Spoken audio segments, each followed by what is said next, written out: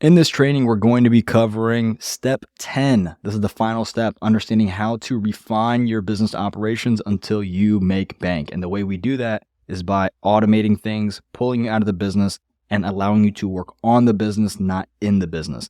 In this training, I'll go ahead and share my screen. You can take this process and you can apply it to not only your business, but to your clients' businesses, okay?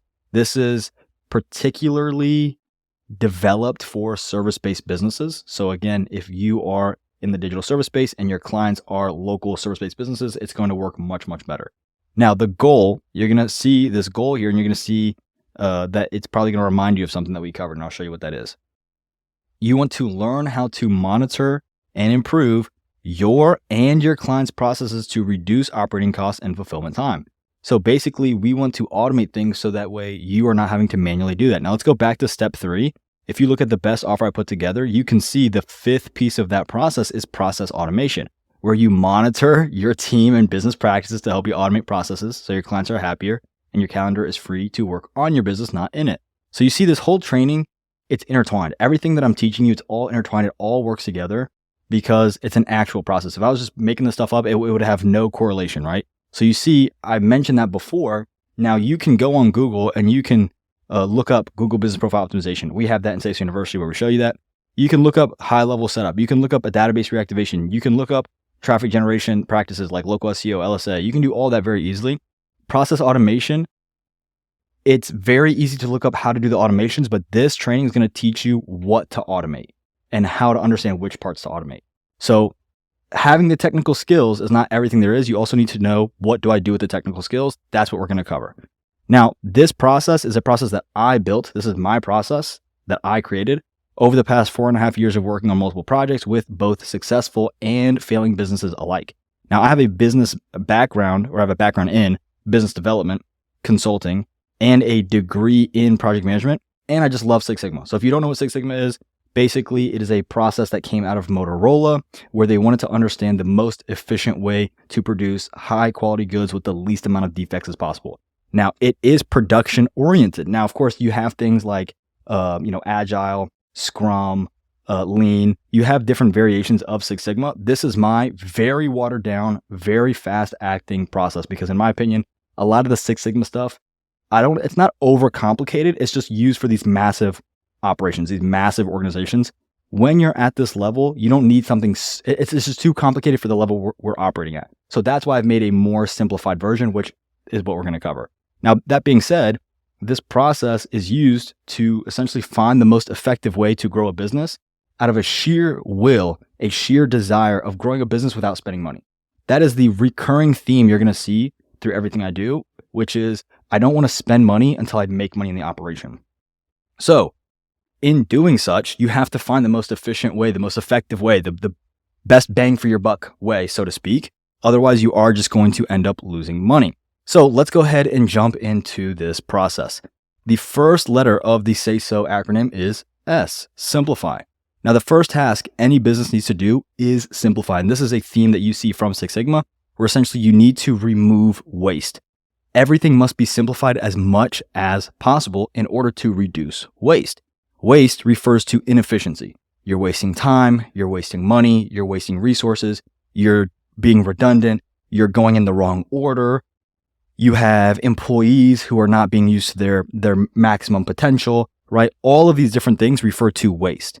At every task, you have to ask, why are we doing things this way and how can we do it better, faster, cheaper without compromising quality and results? So that is the kind of balance that we want to find, right? We want to understand the trade-off between how can we do things better, faster, cheaper, but we also don't want to lose quality and we also don't want to have, worse results. We don't have lower results, right? Now, let me be very clear. You're not trying to do things faster or for less money. Instead, you're trying to deliver the best results without wasting time or money, okay? So you need to understand that context if you wish to build your business and your clients' businesses, okay? Now, while the training on simplifying within SASO University goes much more in depth, this idea is pretty simple, right? Here's exactly how you do it. Number 1, you document everything you do. So you're going to go to clients and you're going to understand their whole process. And you can start with yourself. It's best to start with yourself. So let's look at what you're doing in your business. when you make content, when you reach out to people, when you close clients, when you onboard clients, document that process, like almost like a journaling. And then you would go, step 1, I do this, step 2, I do this, step 3, I do this, right? You document it. Okay. Then you look at your process mapped out and you ask, how can I make it more efficient? So for me, for example, I found that if I collected payment before sending the contract out, usually what I found was that then there was issues with the contract. Then maybe they wanted a refund. Maybe they wanted to change the scope, right? So what I found was, hey, if I send pricing, then contract, then pricing comes back into the picture. So instead of doing that, let me put contract first. Once the contract is signed and agreed upon, then that triggers a payment link to be sent out based on the contract. Then we can move forward. So I just found that it was much, much easier. Another thing I found was that when I wanted clients to fill out forms, if I did not carve time out of their schedule for them, they just weren't doing it. So what I mean by that is like, if I sent them an onboarding form, if I said, hey, I need this or that information from you, they would just be like, oh, yeah, I'll get it to you. And then it'd be days, weeks, right? What I found was I said, hey, let's meet up. And then when we met, I'd say, cool, here's what I need from you. Can I get this information? So by carving time out of their day, I was able to get the information I needed quicker, which will allow me to start quicker, which would mean that they did not have buyer's remorse kick in because we were able to get them results before that happened, right? All of that stems from documenting the process and asking, how can I do it better? How can I do it faster? How can I do it cheaper? How can I do it the right way the first time? How can I prevent wasting my time, right? It almost stems from, an intention to be as cheap and as lazy as possible. But again, like I said before, it's not that we're trying to do things for cheap or do things lazily. It's that we're trying to give the best results without wasting time or money.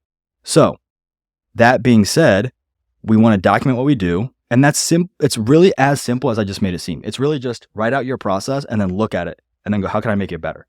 And it sounds so simple. And the idea is simple. It's really not difficult. This isn't rocket science. But I can't tell you how many people don't do this properly. And people, by the way, we do this all the time in our life. Like, for example, if you're watching this and you're trying to gain muscle and you're like, well, I eat a bunch of food, write down what you're eating and you're going to be like, oh, write down what and when you're eating and how many calories, how many protein. You'll be like, oh, I'm actually not eating as much as I thought I was. If you're trying to lose weight and you're like, well, I keep cutting calories, write it down. And you'll be like, oh, here's where I'm messing up, right? It's really that simple. So writing it is going to make it easy. I'm a big advocate of like pen and paper, but you can do it on Google Docs. What I like to do is I'll do a Google Sheet. So each cell becomes a task and then I'll tag the task as you'll see in just 2 seconds. So once we have everything documented, once we've rearranged the order, now that we've rearranged it, it's become more efficient for us being you or me, right? Next, we want to see how can we automate, delegate, or assign tasks. So what we're going to do is we're going to label those tasks as one of 3 things, right? Automate, delegate, and you could do handle or you could do assign. I prefer assign. I used to put handle, like I would handle it or I'd assign it to myself. Whatever you're saying, right? Basically, here's what the breakdown is. Task that you can automate or you'd put an automate tag next to it is or refers to busy work that does not require a human touch and can be automated. So we can automate things, especially like with Hilo, we can automate sending them their password and their email. We can automate things like creating a sub account when they sign up. We can automate things like sending a contract when we close them, right? We can automate these tasks. Now, delegate refers to tasks that require a human touch, but not yours. So for example, if I need very specific updates to a contract, I probably need a VA to do it. Now, that's basically what it is. Delegate refers to sending it to a person, but it does not have to be you, right? So for example, like I said, the contract thing, another thing might be like, hey, can you reach out to this client and see what's going on because their support ticket didn't make sense? So I can have assistants do that. I can have a support team do that. I can have a subject matter expert do those tasks. I want to delegate those. Again, this is going to free up my time. The last piece is going to be assigned tasks. And again, these are just tasks that you need to handle, but the idea is that you eventually hand it off to a manager. So right now, if you're even in the early to mid stages of your business, you would need to be the face of your content as we covered in the previous trainings, right? That being said, as you scale up, we actually will eventually turn your hybrid socials into a company account, or you could technically still have it as yours, but you could do one of the two. And then from that point, you don't want to edit your own content. You may even, if you want to keep being the brand, you may want to keep making content. If you want to have a brand for your business and for you, then you can have other people making content for you. So again, these are tasks that right now you need to do. However, down the road, you can delegate. Another task would be, let's say you're doing the sales, you're doing the closing, you're doing the outbound engagement, you're doing the inbound intakes, you're talking to the clients. Any tasks in the very beginning, you're going to be doing everything. The idea is as you scale up, you are delegating those tasks. You are automating those tasks. And you're going to see it's cyclical. So you're going to see the first time around, you're automating, delegating, assigning, but then we're going to do this repeatedly as you get more and more funds so we can automate more, delegate more, and assign ourselves less. Now, automate. So once we've tagged all of these tasks, let's go to actually automating them. Automating refers to automating and delegating all the tasks identified above, along with setting up reporting daily and weekly so you can check your email or certain software to get a full view of you and your clients' analytics, task progresses, project statuses, yada, yada, yada, right? So the idea is we want to automate and delegate, but we don't want to be lost in the sauce. We don't want to be disconnected. We need to understand what's going on. That's how you go to working on, not in your business, right? So instead of you doing the outreach, instead of you doing the communication, instead of you doing these things, you want to basically just check in on those processes. Now, this step is extremely important. And again, it's very simple because it allows you or your client to free up a lot of time for much less than hiring a single W-2 employee. In some cases, it allows you to reduce your team. Now, that's one of the things like consultants, it's like a consulting joke where basically they say, oh, we just paid a consulting firm to come in and just fire and restructure. That's usually like the number one thing these guys do, right? However, let's say you have 4 or 5 secretaries and you only need one with the assistant, with the software assisting them, right? So sometimes it allows you to reduce your team. Sometimes it prevents you from having to hire anybody. So now instead of you saying, hey, I need 2 or 3 assistants, you can have your assistant in person move into a position where they're managing your overseas VAs, or, they can still be stateside, but managing your VAs who are going to be paid for less because they're VAs, they're not actual W-2. And basically it makes your life just a lot easier, right? However, small business owners hate spending money. So you have to basically, when you go to pitch this, you have to write out the price and value to show how it will help. If the business owner, being you or the client, does not automate, they will never free themselves of working in their business. I just met with an equity client of mine, and we're trying to close this big lawn care landscaper, and he is explaining to us that he's working till 1 a.m. just doing estimates and quotes. We're going to automate that process very easily using Jabber, right? And we're going to integrate Jabber with High Level. He also says something like, he's having to do all of his payments. He's having to, bill them once a week. Why wouldn't you bill them right when the job is done? So we're going to automate that in the software, and then we're going to train his team on how to do it. So right there, that's going to free up his time so he's not staying up till 1 a.m. doing that. How much happier do you think he's going to be? How much more time do you think he's going to have to go do cash producing activities? Or now he's got the patience and bandwidth to actually spend time with his team when something goes wrong, and they're able to say, wow, this guy, he really steps in when things go sideways, and he's always happy. He's always patient when it happens. Do you think you're going to be happy and patient if your plate is full, you're wearing every business hat possible, and now someone comes to you and goes, oh, by the way, Ted didn't show up? No, that's going to set a fuse off, right? So having this automation in place is going to prepare for growth, but it's also going to allow your client to be the business owner and the boss that people love to work for, okay? I know, I did it. I do it all the time. I see it all the time. So when you want to write out the price and the value, this is the easiest way to do it. You would say something, and you can do this for chatbots, you can do this for VAs, you can do this for whatever, okay? You want to look at the state that they're in, and you want to do the minimum wage. So let's say, for example, they're in, I'm in Florida, so we do Florida minimum wage. So 12 per hour, right? And so now let me pull up a calculator so you can see what I'm talking about. And again, we definitely don't want.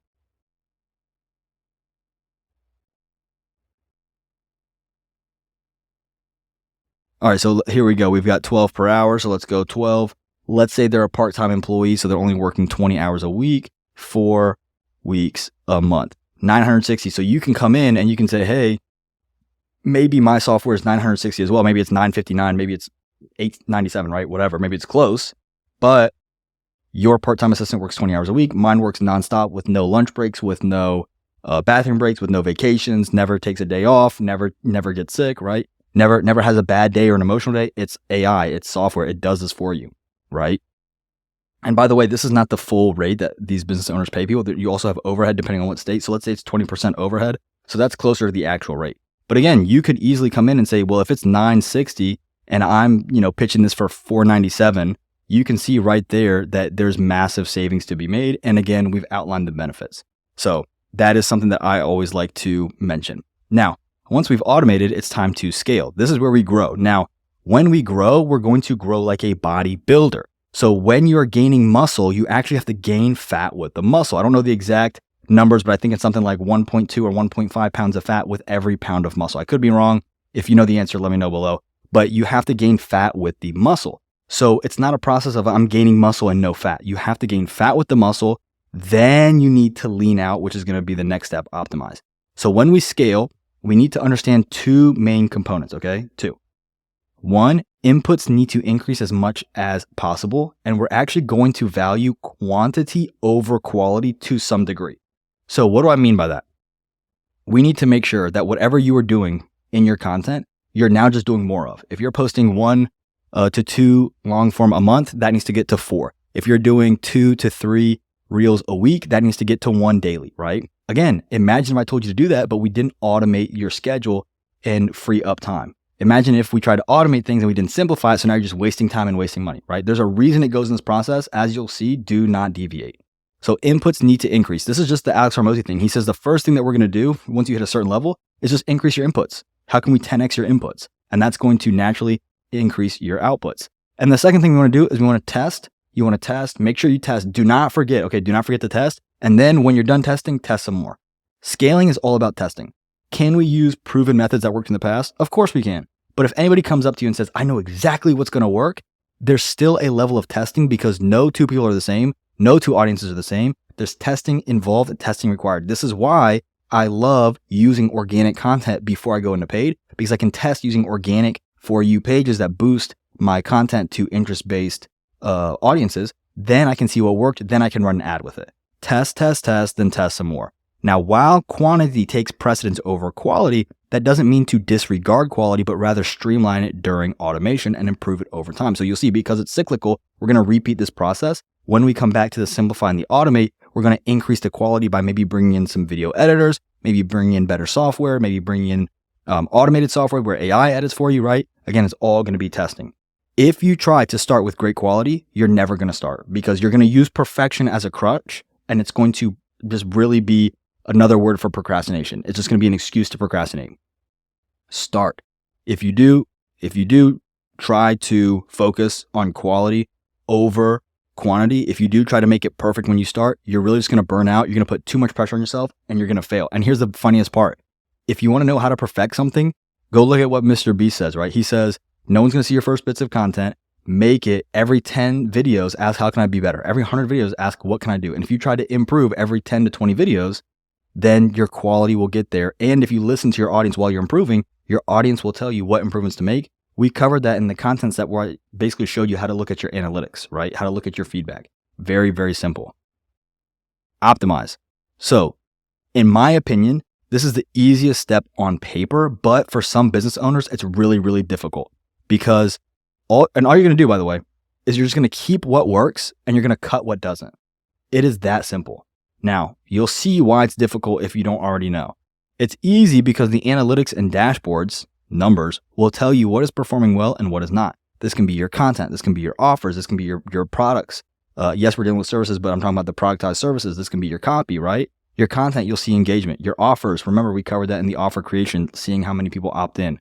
So it's very simple because the analytics and dashboards will just tell you. If something's not performing well, cut it. Here's where it gets hard. It's hard because when the business owner has an emotional tie or preference for something that is not performing well, they may either need to repackage it or cut it completely, at least for now. Remember, let the market dictate everything.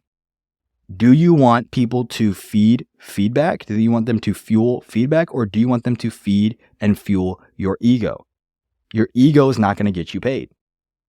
Feedback is going to give you advice on what to make better, and that is going to help you get paid by more people. So I see this all the time. I will go to a business owner and I will say, listen, this is the process we do. We're now at this step where we need to do X, Y, Z. And they'll go, I don't want to. Why? Everything we've done up until now has made you a lot of money. We have made you a lot of money. You have loved the process nonstop. But now that we're getting to something that you don't really want to do, not even that they disagree with, you just don't want to do it. Now there's pushback and we lose traction. It happens all of the time because business owners like you and me, like our clients, are some of the worst people. Let me explain. If you do not have somebody dictating how you get paid, you have no one who can tell you what to do. Now, the people who are smart will remember, hey, when I was learning, I had to listen and learn from people who knew what they were telling me. The problem is that at some point, people, men especially, will go, well, I got here on my own. No, you didn't. And I can do what I want to do. Yeah, you can. And here's the thing. You can do what you want to do, including tanking your own business. I see this time and time again. I've had clients who are making great money, and then we go to do the tax filing, and it's like, wait a minute. You're not even legally set up? No. We made you $40K this month. You can't pay $200, $300, $400, let's say $700 to be dramatic, to a lawyer to get this set up. It's always the pride and ego of the business owner that will cripple this part. If you're smart, I don't care how much money you're making, you need to humble yourself. You need to listen to the data. That's my little spiel. I'll get off my soapbox. Now, do not deviate. Say so is say so for a reason. It's not OSAS. It's definitely not ASO. It's say so. So if you think for a second that you can do something out of order, you've already lost, you're skipping steps, and I guarantee you it's because of what I just said. You think you can do it your own way because your own pride and ego, or you're trying to avoid something that you don't want to mention, right? If you automate before simplifying, then you're wasting money, because if you have something that's not simplified and you're paying for automations, now you're paying extra because now you've automated things twice. Or you're slowing yourself down, which is costing you money because you're taking longer to go because you wanted to automate before simplifying. If you scale before automating, then you have to increase inputs with less time, because what's going to happen is, like the example I used, let's say you're working till 1 a.m. and now I'm telling you, oh, hey, by the way, find time in your schedule to do 10x more of this, 5x more of this, even just double this. It's not going to happen because you don't have time. So you have to decrease the time you are doing and push that off onto other people. If you optimize before scaling, then you don't have enough data to make accurate, informed decisions. Basic statistics. This is basic statistics course I'm going to give you right now. Basic statistics will tell you that as the sample size approaches population, it becomes more accurate. I'll give you an example. If you were to flip a coin, now you can argue this all the time, but if you can flip a coin, in a perfect world, your odds are 50-50, right? However, if I flip a coin once and whatever I get, it's going to be 100% heads and 0% tails. If I flip it twice, maybe it's 100% heads, 50% or 0% tails. Maybe I flip it 3 times and now it's 2-3. I flip it 4 times, now it's 3-1. I flip it again. The more you flip it, maybe I get heads 10 times in a row, but the more you flip it, the more accurately you will get the information, the more closer you will approach 50-50. So for example, if one person comes to your website and they go, I don't like it, what if the other 99,000 loved it, but you went off the first one because you pulled the trigger too quickly? So you need more data to make more informed decisions, right?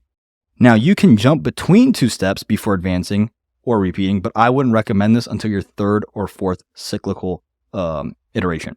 So here's what I mean when I say that. Repeat. SASO is a cyclical process. Therefore, it only works if you go through the process continuously until you can exit the business owner, whether that's you or your client, from the system, and it can run without that individual. With each cycle, you need to ask yourself how you can further simplify, further automate, further scale, and further optimize. And yes, you can jump back and forth before moving forward. Here's an example. Let's say you want to scale and you've simplified and automated and you're really, really aggressive with the scale. So what you would do is you would scale up, right? Muscle and fat, optimize, trim the fat, scale up, muscle, fat, optimize, trim the fat, and you would just do that continuously until you hit your number. Now, you don't want to do it too much because that's where people love to make their money. You don't want it too much to where you are reinforcing bad automations or reinforcing a wasteful process, okay?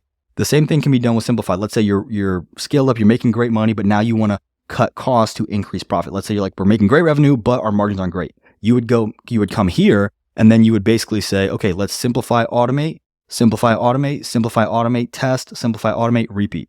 So you can go back and forth, but notice I'm not going simplify to optimize. I'm not going simplify to scale. So I'm not skipping a step. I'm going back and forth between 2 steps and then advancing. But again, you don't want to get locked in here. The only times in which you want to do this would be, let's say your costs are really low and you want to increase your revenue aggressively. This would be, let's say your revenue is really great, but your costs are a little bit too high. That's it. Now, these scenarios would take place during new process implementations as well, or new campaign launches. So if you have a new campaign, you want to do this. If you have a new process, you want to make sure the process is perfected as well. And again, SASO is my version of Six Sigma, and it's extremely simplified, right? You cannot teach Six Sigma in 25 minutes. So it's very simplified to provide you with tangible, actionable advice to basically take your business owners, whether it's you or your client. And if you want to learn more about the root process and inspiration, I would research Six Sigma. It is really cool. It's just very, very dense. Action items. Here's what I want you to do. As you go through this training, you're going to learn quite a bit. I don't expect you to perfect it. I don't expect you to get it right the first time. Honestly, I would be upset if you tried to get it right the first time, because as I've shown here, you got to start, you got to fail forward. So what I want you to do is, as you fail forward, document what goes right, what goes wrong. What goes right? How can we do it better? What goes wrong? Why did it go wrong? What could I do differently? Then you have your breakdown step by step. Assign those breakdowns. You want to tag them, automate, delegate, assign. From there, you're going to actually automate them. You're going to actually delegate them, and you're actually going to do the stuff that you give yourself to do. And you're going to grow by following this training or by testing whatever you want to do. But you can follow the training I've given you here, and it's very, very simple. And again, as you're going, trim the fat, keep the muscle, but you have to gain the fat with the muscle and then trim it. Don't be in a forever bulk. Don't be in a forever cut, okay? You're going to repeat this process. You're going to go through SASO multiple times until you can pull yourself out of work. Because ideally, right now, you're going to do this and you're going to go, cool, I simplified this, I automated this, now I'm making content. I'm making as much content as I can. I'm seeing what content is good. Let me get rid of the bad. Let me keep the good. Now I'm making a little bit more money. Great. Let me come back and simplify. Great. Everything's simplified. Now I'm going to automate. So how can I take tasks I was doing, like maybe I was doing fulfillment, and how can I now outsource that? Maybe I was doing sales calls. How can I outsource that? Maybe I was doing closing. How can I outsource that? But I've got to still do my content. Say so. Now you can have other people come in and help do content with you. Again, that's a very simplified, quick version, but I'm trying to help you envision what it would look like. If you want this training along with the entire free course, check my pinned post on Facebook. Guys, I'm doing this. I'm giving away as much as I can for 100% free because I am trying to get so many eyes on my business that it helps at least one person.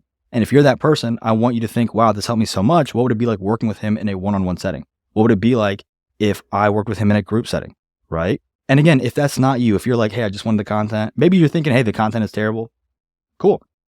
That way you got to see my process. You get to see my full 10-step course. You never have to pay me a penny. YouTube will pay me. I'll get my watch hours and my views. So we all walk away win-win. And like I said in the other 9 trainings, and I'll say it again, and I'll say it till I run out of breath. If you're upset that I'm trying to monetize the YouTube and you're mad that you had to watch 5 seconds of ad and skip it to get as much value as I'm giving, let me know. I'll send you a list of therapists in your area. Now, let's say you're the type of person who wants to work with me in a one-on-one setting. I've read this 100 times. I'm not going to put you guys through it again. Here's all the value you get. What I will say is that if you work with me, you're going to get more assets than most other affiliate coaches provide. You are going to be able to work with me for 100% free on any plan. So 97, 297, 497, doesn't matter. If you don't want to use high level, you don't have to. You can opt in at 97 a month, quit whenever you want. When you sign up, we get a one-on-one meeting. Just me, just you, 45 to 60 minutes. And I basically coach you on where you are and how to get to where you want to get one-on-one. You get full access to all my trainings. We have local SEO trainings. We have local SEO experts in our group. We have vetted VAs in our group who can do work for you. We have 2 90-minute group coaching calls, which almost always spill into 2-3 hours. My wife will kill me for it. One day she's getting sick of it, but I'm going to do it anyway to give you guys value. And we just have so many more assets coming. We have an agency snapshot, and we're releasing industry-specific snapshots every single month. We have 20 in the pipeline right now. And again, it's free. If at any point you want to work with me, there will be a link below. And if at any point or at no point you never want to work with me, and let's say this still works, please do me the honor and do me a favor of reaching out and saying, hey, I never want to pay with you. I never want to work with you. I never want to give you a penny, but this stuff helped me get a client. I would love to see that because I still have testimonies. If you check my Instagram, I have client wins, and in those client wins are people who've never paid me before, as well as people who have paid me. So I just love seeing you guys win. I really appreciate, if you watch the full 10-part series, I really appreciate you putting in the time. I really hope this helps you. If there's content that you want to see that I don't have, or maybe you just can't find on YouTube, let me know. Ask me below. If you shoot me a DM, assuming this doesn't go viral, I will respond to every single one that I can. But I really cannot express how much I appreciate your time and your support. I hope this helps you. Just make enough money to where you could quit your day job and work less than 2 hours a day. That, to me, is the dream that most people should have. So have a good one. Really appreciate it. If you need anything, hit me up on socials. Otherwise, that is it for this course. Thanks for watching.